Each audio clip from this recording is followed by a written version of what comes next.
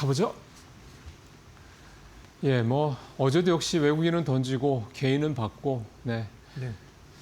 기사들이 어제 좀 애둘러서 코스피 2%대 하락 마감이라고 뭐 나오긴 했습니다. 2.9%죠, 실질적으로는. 근데 어제 저점에서 올라왔을 때 수급적인 변화를 봤을 때 이제 외국인들이랑 개인은 뭐 항상 이 데칼코마니처럼 반대 포지셔닝을 하고 기관이 저점에서 이제 장 초반에 내놓은 물량 걷어들이면서 네. 매수 전환되면서 이제 시장이 밑골을 조금 좀 낙폭을 줄였죠. 네, 달았는데 어제 종가 기준으로 삼성전자, 하이닉스 두 종목 모두 상한가를 가야지만 전고점 수준까지 올라옵니다. 상한가를 가야지. 그러니까 30% 떨어졌다는 얘기잖아요. 네. 거의.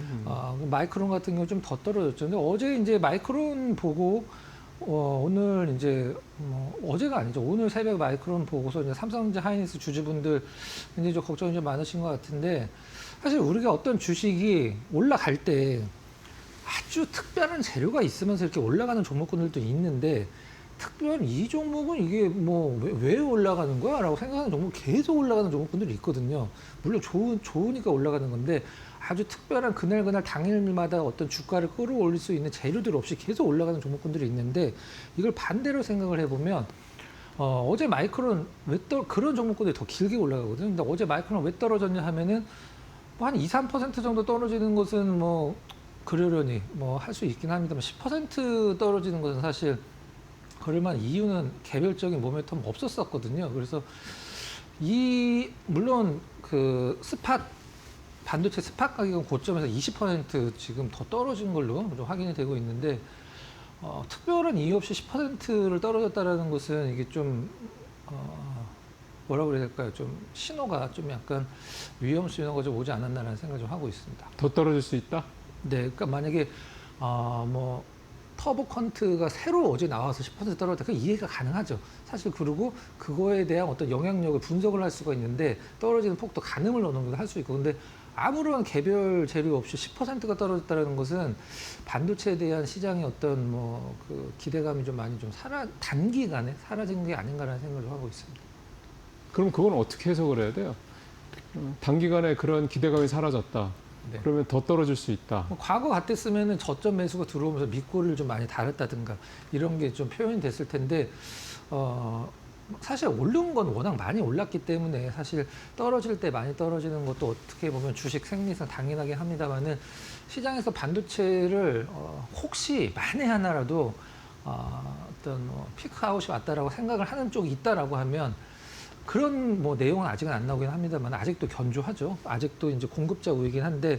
근데 주가는 떨어지잖아요. 그렇죠. 그건 이제 제가 봤을 때는 아마 저희 방송에서 제가 봤을 때 처음 다룬 것 같은데 터보 컨트가 아니라 이제 반도체 디램 가격 하락 때문인데 그게 좀 멈추지 않으니까. 글쎄. 네.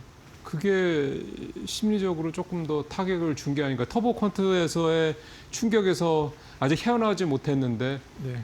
반도체 카드 가격까지 떨어지니까 진짜 뭐가 피크아웃이라든가 뭐가 좀 큰 문제가 있는 거 아니냐라는 생각을 할 것 같은데, 그러면 근데 웃기는 거는 사실은 주가 오른 거로 따지면 단기간에 마이크론이 더 올라온 거잖아요. 삼성이나 하이닉스보다. 물론 작년부터 하면 삼성이나 하이닉스가 더 올라, 뭐 하이닉스가 좀 더 올랐을 수도 있지만, 근데 이상하게 보면은 잘 이해가 안 가는 게 마이크론보다 삼성이나 SK에서 훨씬 저평가돼 있는데 마이크론이 떨어져도 같이 떨어진단 말이에요. 삼성전자도 미국 ADR 얘기가 나오더라고요. 글쎄 그 얘기 참 나오대요. 네.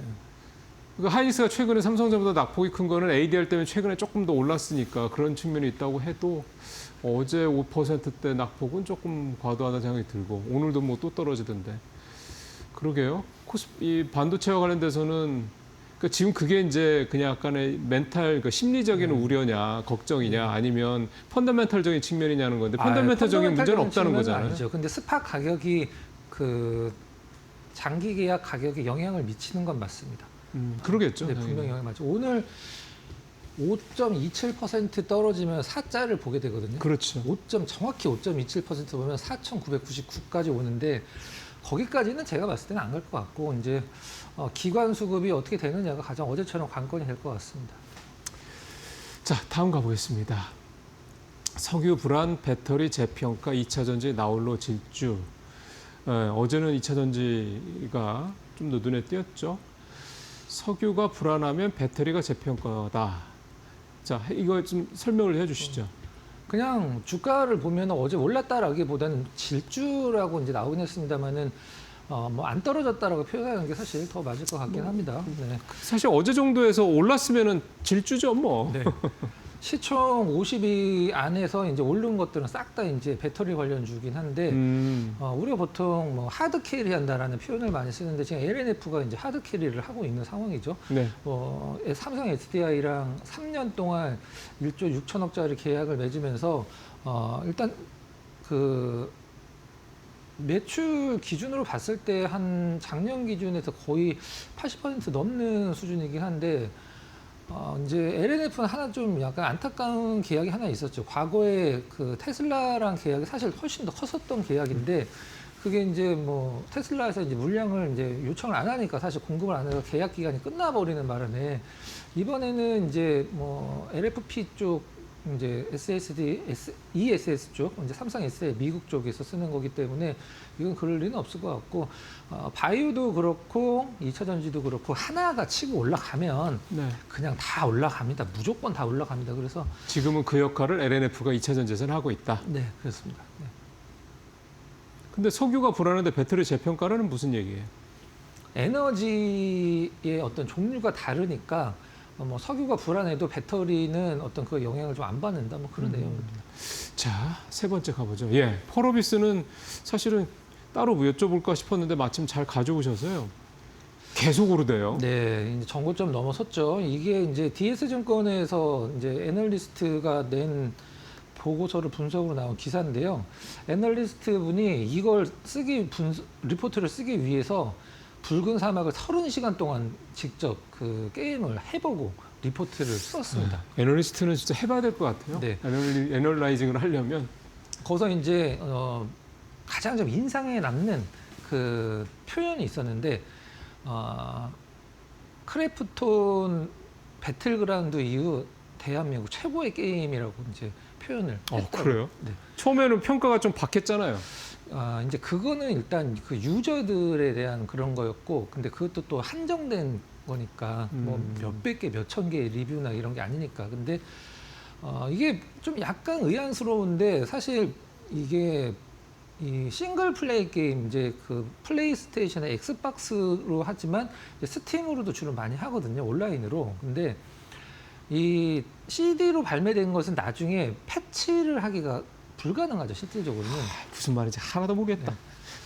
근데 게임을 잘 모르니까. 스팀이라는 것은 이제 TV에서 온라인으로 받아갖고 바로 게임을 합니다. 근데 이 플레이스테이션은 이제 셋탑 박스를 사잖아요. 꽂아야 되잖아요. CD도 사고. 네, 그렇죠? 그것도 사야 되고. 네, 근데 장비도. 그거는 패치라는 게 거의 불가능한데 벌써 이 패치가 나왔더라고요. 이제 스팀 쪽 패치겠죠. 그래서 이 뭐 조작감이라든가 여러 가지 부분들의 유저들의 반응을 굉장히 빠르게 그 펄어비스가 캐치를 해서 바로 그냥 패치를 적용을 해서 불만 좀 잠재운 게 이게 지금 초반 돌풍 이제 300만 장 팔렸다라고 하니까 그럼 잘하는 거예요? 너무 잘하는 거죠. 그리고 제가 항상 펄어비스를 저희 코너 말고 이제 오후 코너에서도 이제 분석을 해드릴 때 강조를 드린 게 올해 대작 게임 딱 2개밖에 없어요. 올해 대작 게임 이제 붉은 사막 하나랑 그다음에 GTA 6. GTA 6가 뭐 사실 이 볼륨으로 따졌을 때는 붉은 사막보다는 훨씬 더 큰 게임이긴 한데. 그거 어디서 나오는데? 게임사요? 게임사는 이제 미국 게임사. 우리나라 회사는 아니고. 네. 네. GTA는 전 세계에서 진짜 안 하는 사람이 없을 정도로 유명한 게임이죠. 네.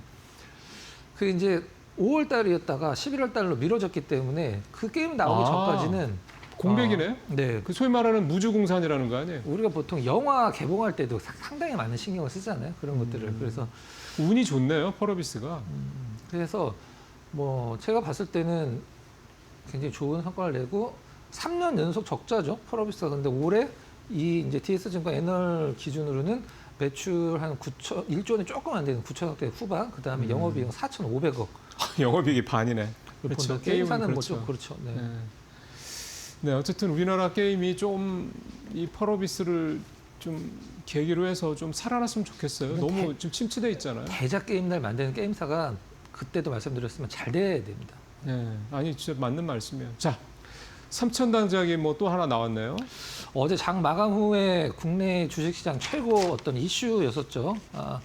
1,509억이라고 이제 뭐 딱 나왔는데 마일스톤이죠. 1,500. 마일스톤은 이제 단계적으로 예, 어떤 한 번에 성과가 받는 나왔을 거라고 때 보면 받는 되고. 거죠. 네. 그래서 가장 중요한 게 이겁니다.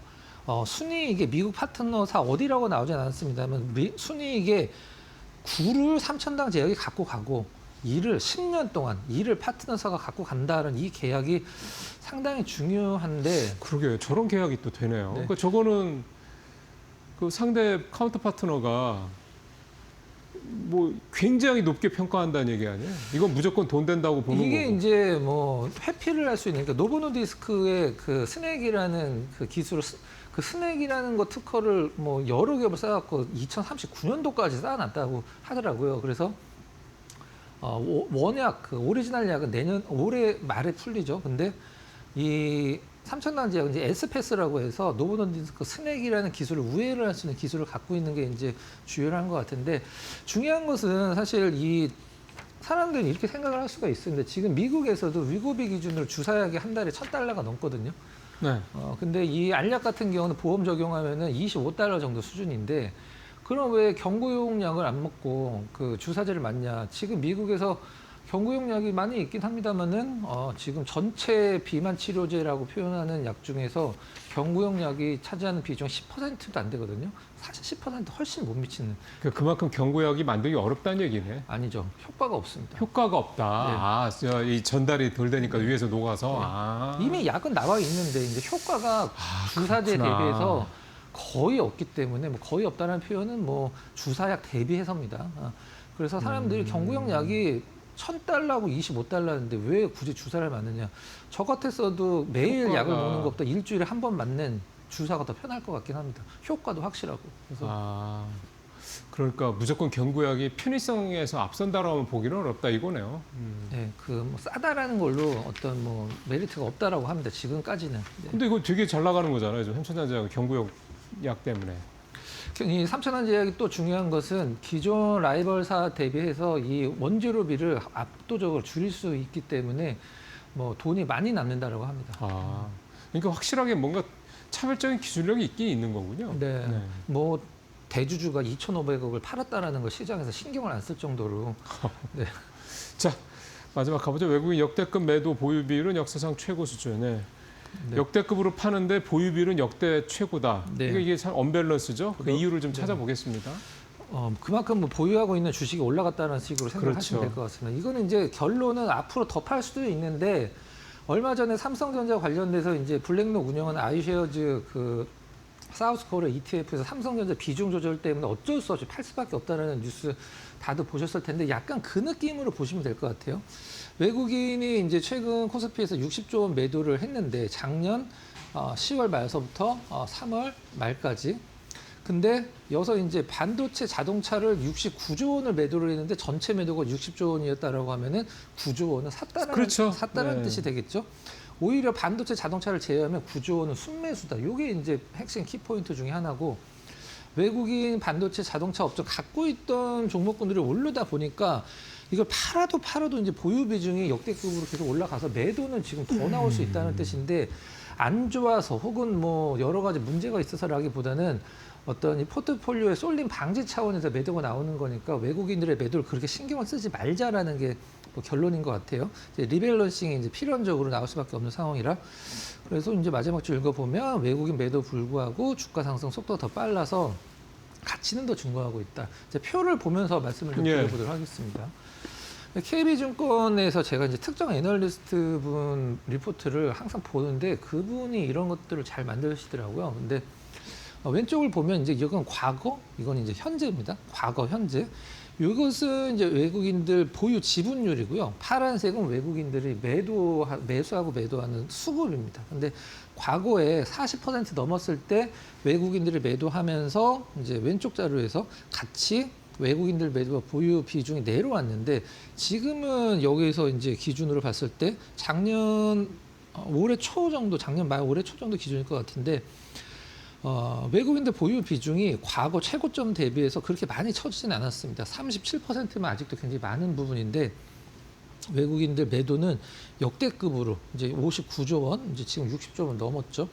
매도가 나옴에도 아직도 이제 고점에서 살짝 밀려는 있습니다. 외국인 지분이 아직도 높기 때문에 매도는 더 나올 수 있다라고 이제 보셔도 되고, 더 나와도 이상한 건 아니다, 이렇게 판단을 하시면 됩니다. 근데 더 나와서 시장에 영향을 받으니까 문제되는 거 아니에요? 그렇죠. 이게 이제 내려오면 이제 매도가 좀 줄어들겠죠. 근데 어느 이제 정도. 그렇게 기대감을 갖는 건데 이 리포트의 내용은 더 팔아도 그 파는 거에 대해서 공포감을 갖지 말라라는, 그러니까 이를테면 외국인이 뭐 한국 시장에서 완전히 뭐 이탈하거나 이런 건 아닐 거라는 얘기가 같은데, 근데 뭐 주가가 떨어지니까, 지수가 떨어지니까 뭐 신경을 안 쓸 수는 없죠. 네, 맞습니다. 그리고 사실 환율도 좀 1,510원대를 넘었으니까 저런 환율 상황에서 오늘도 보니까 달러 인덱스가 또 올라서 0.38%가 또 올랐더라고요. 그럼 오늘 또 원달러 환율 또 올라가겠죠. 뭐 그렇게 된다고 하면 사실 외국인들이 뭐 저렇게 많이 그동안에 팔았으니까 다시 이제 곧 들어오겠다 이렇게 또 전망하기도 사실은 쉽지 않은 것 같고. 근데 외국인이 뭐 이제 이사님 이제 오랫동안 시장을 보셔서 아시겠지만 이렇게 팔다가 결국은 언젠가 올 거 아닙니까? 네. 이게 중요할 것 같습니다. 좀 떨어지면 보유 비중이라는 걸 항상 유지를 하려고 이제 노력을 하니까. 근데 지금은 사실 외국인들이 뭐 딱 수급이 바뀌기에는 이제 시장 상황상 네, 지금은 사실 뭐 외국인들이 돌아온다라는 거를 네. 당장 기대하기는 어려울 것 같아요. 환율이 일단은 나갔던 이제 팔았던 주식을 다시 뭐 어떤 이유가 있어서 딱히 들어와야 되겠다, 그런 이유는 이제 확실한 게 없는 부분이기 때문에 일단 전쟁이 끝난 다음에 어떤 식으로 좀 수급이 바뀌는지를 좀 지켜봐야 될 것 같습니다. 다음 장 한번 볼까요? 네, 한번 더 가보죠. 네. 이제 외국인들 매도인데요. 뭐 일단 굉장히 간단합니다. 왼쪽 편은 이제 반도체와 자동차 위주로 팔았고, 네, 다른 네. 쪽은 매도가 거의 안 나왔다라고 보시면 될 것 같고, 이제 반도체 업종이 올라가면서 외국인 매도가 나왔다라는 게 바로 앞전 뭐 이제 매도와 보유 비중이 그 디커플링 되는 거를 좀 더 자세하게 업종별로 설명한 건데, 그냥 반도체 때문에 시장이 올랐고 맞아요. 외국인들이 반도체를 계속 팔고 있기 때문에 이 부분만 염두에 두시고, 아직도 이제 그 외국인 비중은 역대급이기 때문에 조금 더 나올 수 있다가 그냥 결론이다, 이렇게 보시면 됩니다. 그러니까 이렇게 60조를 팔았는데도 어쨌든 지금 물론 뭐 많이 떨어졌죠. 아까 말씀하신 대로 삼성이랑 하이닉스가 한 30% 정도 고점 대비 떨어진 거는 맞는데, 이렇게 팔아대는데도 30% 정도까지 하락률이 그거라면 참 잘 버티는 거네요. 물론 개인들이 사줘서 그렇기는 하겠습니다만.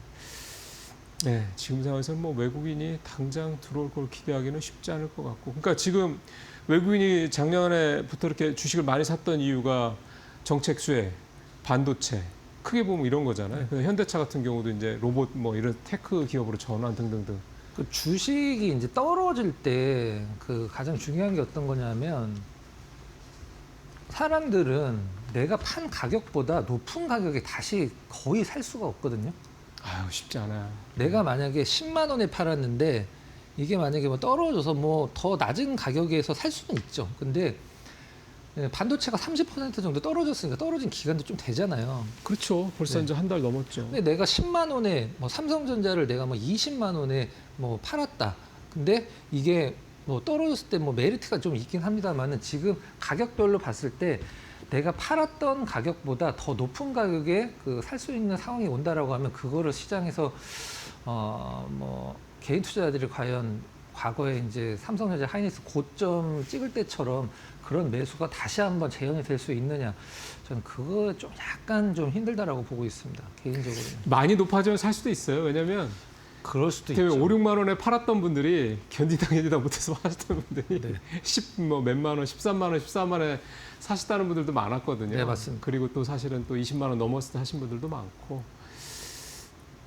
결국은 이제 그 정책 기획안 반도체, 뭐 자동차, 뭐 하여간 이렇게 그동안 우리 시장을 외국인들의 중심으로 끌어왔을 때 그 모멘텀 중에 지금 살아남아 있는 거는 정책 수혜가 하나밖에 없다라는 네. 거. 그것도 좀 있는 것 같습니다. 최근에 아까 반도체 얘기도 하셨지만 뭐 디램값 떨어진다고 그러면은 이거 피크아웃이네라고 당연히 생각을 할 수 있죠. 물론 스팟이라고 하지만. 예, 이게 그러니까 길어지면 안 되는 거예요. 어쨌든. 네. 자, 오늘 이제 관심주로 가보도록 하겠습니다. GS 리테일. 야, 이게 저 GS25시 거기잖아요. 네, 네. 뭐 담배값 얘기는 일단은 아니라고 정부가 이제 담배값 오르면 편의점은 오르는 거는 공식입니다. 과거에도 다 그랬었고. 맞습니다. 근데 맞습니다.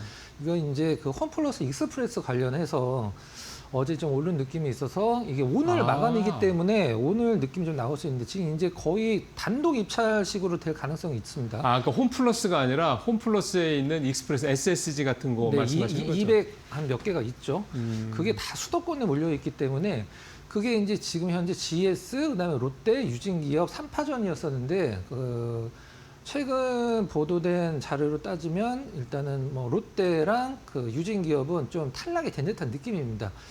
지금 현재 세 개사가 임원급 프레젠테이션까지 다 받고 나서 이제 인수를 준비를 했는데 어제 보도에 따르면은 롯데는 이제 인수 가격 이게 지금 원래 3천억 내외 정도 물량이 매각 금액이 나왔었는데 이 롯데가 이제 인수 가격이나 시너지 검토했을 때 이제 롯데가 사실 이게 시너지는 제가 봤을 때 가장 날 수도 글쎄요. 있는 원래 상황입니다. 롯데가 SSG가 있거든요. 네. SSM이 있거든요. 네. 검토 과정에서 불참으로 가닥을 잡았다라고 이제 보도가 좀 됐고 유진그룹은 좀 뜬금포긴 합니다만은 일단은 유진이 뭐가 있어요? 유통 쪽에? 모르겠습니다. 그래서 뜬금포긴 한데 구체적으로 검토 과정에서 불참을 논의한 것은 파악이 됐다까지 보도가 됐어요. 그렇다라고 하면 오늘 마감이죠. 입찰제에서 오늘 마감인데 GS 리테일이 뭐 그 오늘 단독을 한다라고 하면은 이게 가장 중요한 게 뭐냐면 3파전이었을 때는 가격이 올라갈 수가 있는데 단독 입찰을 하면 가격이 뭐 떨어지죠. 그렇게 올라갈 수가 없습니다. 네. 예. 어느 정도 적정 가격이 있겠지만 네. 더 올리지는 못하죠. 네. 그래서 3천억이었었는데 지금 1,500억에서 2천억 왔다 갔다 하는 걸로 이제 시장에서 보도가 좀 되고 있는 상황인데 GS 리테일도 이 그 슈퍼마켓 같은 SSM이 있기 때문에 이것과 관련돼서 이제 눈독을 좀 들이는 것 같아요. 그래서 어제 흐름도 잘 나왔고 오늘 이제 단독 입찰 한다라고 하면은 뭐 괜찮은 흐름을 예상할 수 있어서 한번 준비해봤습니다. 그러게요. 수도권이면 이 SSM이요. 기업별 슈퍼마켓이 이게 은근 괜찮아요. 마트 가게는 조금 그렇죠. 그렇고 네. 그다음에 편의점은 또 좀 사실은 물건이 아무래도 다양하지 않잖아요. 근데 여기는 웬만하면 다 있고 또 가격도 편의점보다는 싸고 마트보다는 조금 비싸도 그렇게 괜찮거든요. 홈플러스 익스프레스에서 지금 1시간 내에 갖다 주는 걸 하고 있다라고 하더라고요. 아, 거기 또 딜리버리까지 해주는구나. 네. 아우, 그러면야 뭐. 그러게요. 어쨌든 좀 빨리 돼서요. 거기 직원분들 고용 불안에서 조금 빨리 좀 벗어나셨으면 좋겠습니다. 200개면은 거기 직원분들이 몇 분이겠어요? 한 1000명 가까이 되실 텐데. 예, 빨리 해결됐으면 좋겠습니다. 자, 차트 보죠. 어제 차트인데요. 어제 시장에서 이 정도면은 사실 눈길이 안 갈 수가 그러게요. 없는 차트 흐름이죠. 최근에 외국인 기관수가 특별한 매도 없이 좋네요. 상당히 잘 나오고 전체적으로. 있고. 거래도 어제 최근 들어서는 가장 많이 늘었고. 네. 이런 편의점주 같은 경우는 이제 시장 때문에 이렇게 떨어졌을 때 그냥 알아서 회복을 해줍니다. 특별한 어떤 뭐 리스크가 그렇죠. 없기 때문에. 네. 저기는 뭐 그냥 호황이든 불황이든 사람들이 어쨌든 물건을 사는 데니까 그게 이제 필수소비재 장점이 이제 그런 거예요.